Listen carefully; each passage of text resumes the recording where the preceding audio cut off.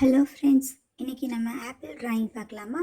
அதுக்கு circle shape object எடுத்து உங்களுக்கு எத்தனை சர்க்கிள் போடணும்னு தோணுதோ அத்தனை சர்க்கிள் போட்டுக்கோங்க. நான் ஒரு 6 சர்க்கிள் போட்டிருக்கேன்.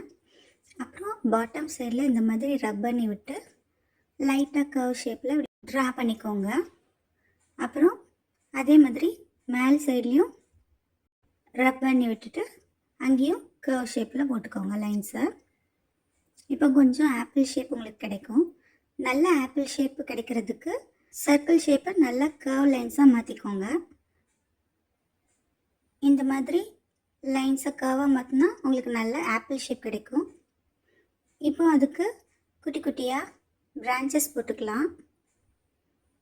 மரத்துலேருந்து பஞ்சாக ஆப்பிள் பறிப்போம்ல, அது மாதிரி வரைய போகிறோம்.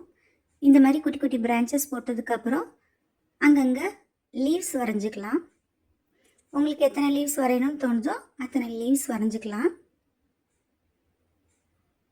நான் இந்த மாதிரி குட்டி குட்டியாக லீவ்ஸ் நிறைய வரைஞ்சிருக்கிறேன்.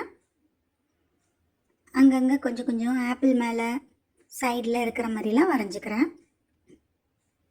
லீவ்ஸ்லாம் வரைஞ்சி முடிச்சதுக்கப்புறம் நம்ம ஆப்பிளுக்கு கலர் பண்ண ஆரம்பிக்கலாம். இப்போ ஓரளவு வரைஞ்சதுக்கப்புறம் லைட்டாக சாண்டில் கலர் எடுத்து அங்கங்கே அப்ளை பண்ணியிருக்கேன். இப்போது ரெட் கலர் எடுத்து அதுக்கு மேலே ஷேட் கொடுக்குறேன்.